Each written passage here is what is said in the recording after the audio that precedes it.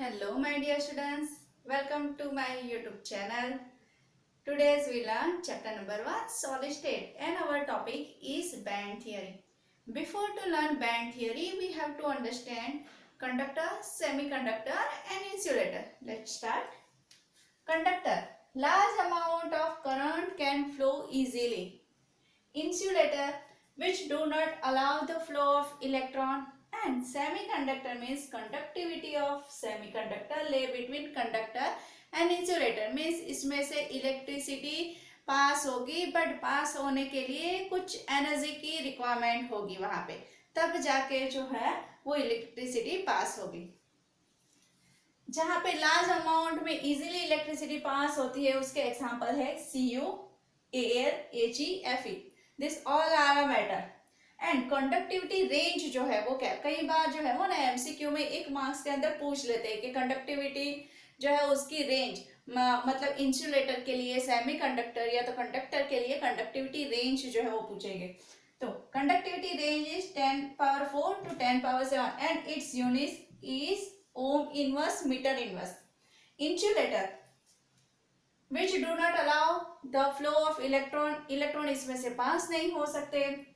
wood, rubber and plastic this all are a insulator के जिसमें से इलेक्ट्रिसिटी पास नहीं हो सकती।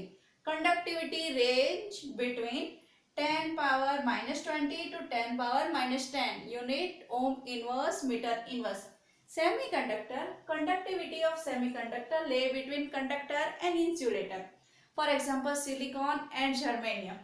conductivity range between 10 power 6 to 10 power 4। see यहाँ पे ये दोनों जो है वो कैसे पॉजिटिव है +4 and +7। in this insulator 10 power minus 20 to 10 power minus 10 and semiconductor has both negative and positive -6 to +4। Okay तो आपको ये रेंज जो है वो याद रखनी है साथ साथ में इसकी यूनिट जो है वो भी याद रखना है। Let's start band theory. See solid के अंदर टू टाइप के बैंड होते हैं, one a valence band and second is a conduction band.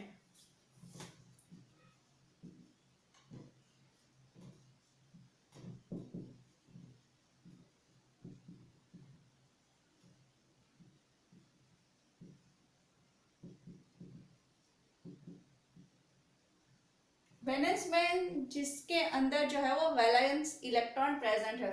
Take one example like a silicon, it has a 14 electron, 1s2, 2s2, 2p6, 3s2, 3p2।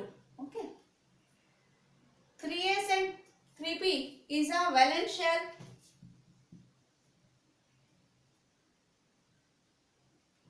3p के आगे जो है वो क्या आएगी 3d कि जिसके अंदर एक भी इलेक्ट्रॉन प्रेजेंट नहीं है। Okay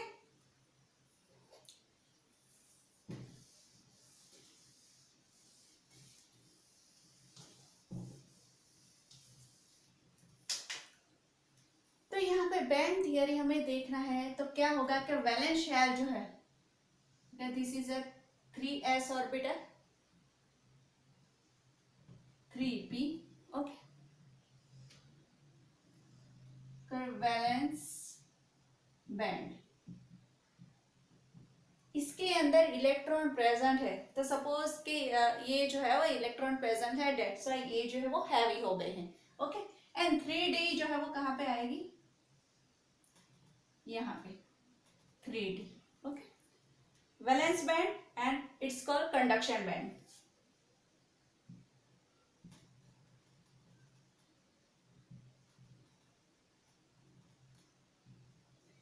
valence band and conduction band के बीच में जो है स्पेस है, जो गैप है it is called forbidden gap. What forbidden gap. Forbidden gap and it is also known about a energy gap.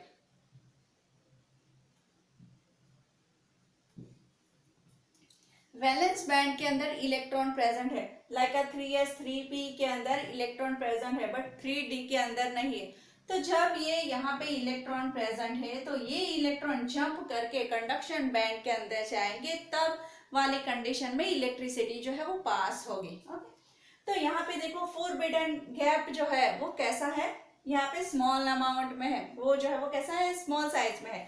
तो अगर स्मॉल साइज में है तो कई बार जो है वो हम क्या करेंगे कि इसको टेम्परेचर देंगे, जो भी हमारा मेटल है उसका टेम्परेचर राइज करेंगे। टेम्परेचर राइज करने से क्या होगा कि इलेक्ट्रॉन को एनर्जी मिलेगी, इलेक्ट्रॉन को एनर्जी मिलेगी तो वो जंप करके कंडक्शन बैंड में जा सकेंगे। कंडक्शन बैंड में जाएंगे तो इजिली कंडक्टिविटी जो है वो उसमें से पास होगी। ओके, तो यहाँ पे देखें तो सब जो है वो क्या, फोरबिडन गैप जो हमारा एनर्जी गैप है उसके ऊपर डिपेंड है। तो उसी के रिलेटेड हम देख सकते हैं कि मेटल के अंदर valence band and conduction band की क्या पोजीशन है, सेमीकंडक्टर के अंदर एंड इंसुलेटर के अंदर। In metal for valence band and conduction band are overlap, ये दोनों बैंड जो है वो एक दूसरे के ऊपर ओवरलैप होंगे।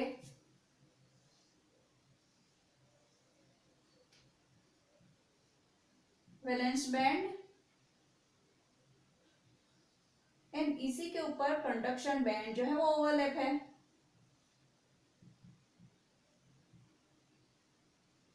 यहाँ पे ओवरलैप होने की वजह से क्या हो गया, गैप जो है वो कितनी हो गई, जीरो, एनर्जी गैप जो है वो जीरो हो गए एंड यहाँ से यहाँ इलेक्ट्रॉन जो है वो इजीली पास हो सकेंगे।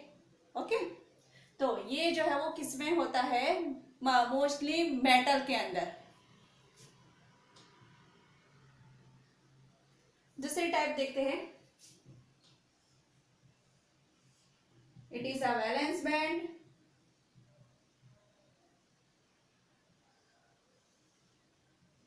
the conduction band.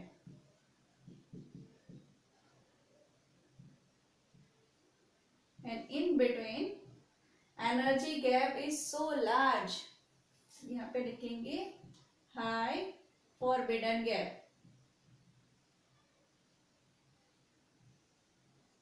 यहाँ पे फोरबिडन गैप जो है वो बहुत ज्यादा है, तो इलेक्ट्रॉन जो है वैलेंस बैंड में जो इलेक्ट्रॉन है इट कैन नॉट जंप, तो ये जो है वो कंडक्शन बैंड में जा नहीं पाएंगे, तो इलेक्ट्रिसिटी जो है वो कैसे पास होगी।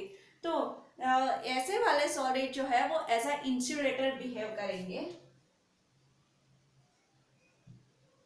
एंड ये वाली फिगर जो है वो आपको पता चल जाएगी कि ये मेटल है एंड ये जो है वो कैसा है, इंसुलेटर है। तो ये कैसा होगा, ये जो है वो मिसके यहाँ पे जो है वो इलेक्ट्रॉन जो है वो इजीली कहाँ पे, कंडक्शन बैंड में जा पाएंगे, तो ये जो है वो कैसा होगा, सेमीकंडक्टर।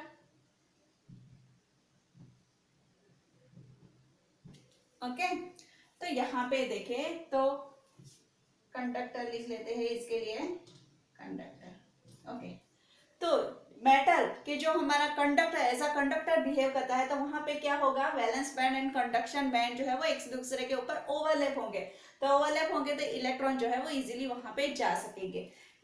इंसुलेटर, तो इंसुलेटर के अंदर फोरबिडन गैप जो है वो कैसी लार्ज होगी, तो that's why electron can not jump in conduction band, that's why it behave as a insulator। and in semiconductor case forbidden gap is a in a small size, तो वहां पे electron को अगर हम टेम्परेचर देंगे, means temperature इसका rise करेंगे तो कंडक्टिविटी इंक्रीज होगी, कंडक्टिविटी इंक्रीज होगी। ओके, आप याद रखो ऐसे कि दो हमारी बिल्डिंग के दो टेरेस है, तो टेरेस के ऊपर क्या, अगर दोनों टेरेस जो है वो साथ साथ में है तो इजीली हम उसके ऊपर जा सकेंगे, आ जा सकेंगे। ओके, बट अगर ऐसा थोड़ा सा गैप है, दोनों बिल्डिंग के बीच में थोड़ा सा गैप है, तो क्या थोड़ा सा जंप करके जो है वो जा सकेंगे, बट अगर लार्ज गैप है तो वहां पे हम जंप नहीं कर सकेंगे।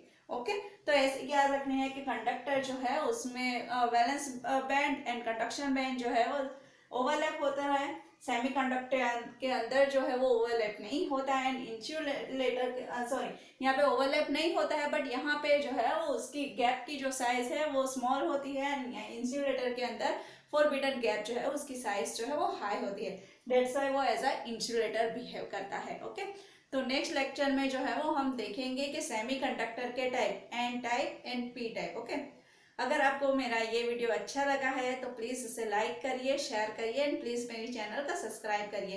Thanks for your support. Okay.